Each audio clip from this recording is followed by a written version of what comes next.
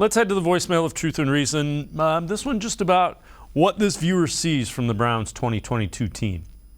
Yeah, hi guys. This is Ron from down here in Clayton, Ohio. I just want to tell you, absolutely the best Browns telecast that there is. Watch you every day. Okay, what I got to say is, we went into this season knowing that we had two problem areas: the center of the defensive line and the wide receiver position. Barry addressed hardly anything. We got some rookie wide receivers. We did add Amari Cooper, good player. And the other thing I want to say is Jacoby Brissett. Now, he averages 5 yards per completion. And if I know that, obviously, the real football people know that. And it kind of makes me afraid of them loading the box because they're not looking for the field to be stretched, and our running game is going to go down the tube. 9 people in the box, 2 back, I kind of see what's going to go on. So the last thing I wanted to say is this game means a heck of a lot to Cleveland Browns fans.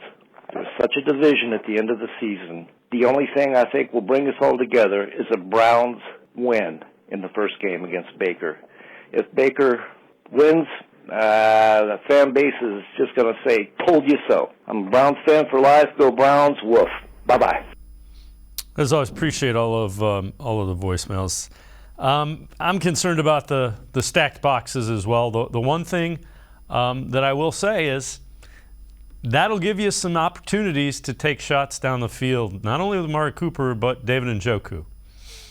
Yeah, the boxes are going to be stacked against this team anyways. Like, that's just what it is, right? And again, it's not – there are going to be some moments where they stack the box, but that's going to be moments where every other team in the NFL stacks the box against NFL offenses, right? 3rd and 2, they're going to stack the box. 2nd and 2, they might stack the box, right? The fact is, teams would rather you now beat you through running the football, even a team like the Cleveland Browns, than allow you to have a good day throwing the ball, because a lot of teams care about efficiency. This is the move that the NFL has going forward. So stacking the box is not going to have as much to do with the Browns personnel as it is going to have to do with situations, because teams would rather the Browns feel comfortable throwing the ball with Jacoby Brissett rather than negate them from throwing the ball by stacking the box, right? I don't think this is the answer for defenses, right? Like, if they're getting gashed to the point of no return, then they will stack the box. But defenses are going to do everything they can to not stack the box, because I think people think about this backwards sometimes. An NFL team, especially now, wants Brissett to make the mistakes, not Nick Chubb.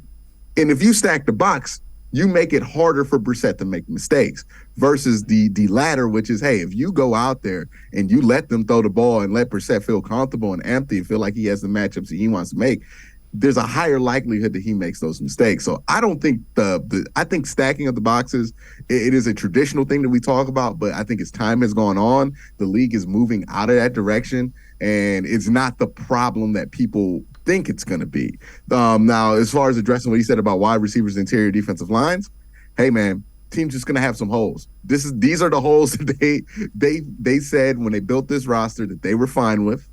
And what else were they going to do to address it other than bring in Amari Cooper and draft some people, right? Like, that's where the holes are going to be. They weren't going to bring in, and I know people think Will Fuller might have solved the problem.